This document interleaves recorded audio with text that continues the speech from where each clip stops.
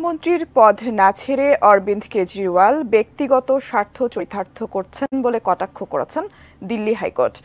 এখনও মুখ্যমন্ত্রীর পদ থেকে পদত্যাগ না করায় আম আদমি পার্টির প্রধানকে তিরস্কার করলেন আদালত। বলেছেন, কেজরিওয়াল জাতীয় স্বার্থের ঊর্ধ্বে ব্যক্তিগত স্বার্থ দেখছেন। তার প্রশাসনের উদ্দেশ্যে আদালত বলেন, শুধু ক্ষমতার দিকেই আপনাদের নজর। মদ নীতি মামলায় গত 1 মাস ধরে কারাবন্দী দিল্লির মুখ্যমন্ত্রী অরবিন্দ কেজরিওয়াল। আবগারি দুর্নীতি মামলায় তাকে গ্রেপ্তার করে এনফোর্সমেন্ট ডিরেক্টরেট। জেলে থেকেই বেশ কয়েকটি সরকারি নির্দেশ দিয়েছেন তিনি।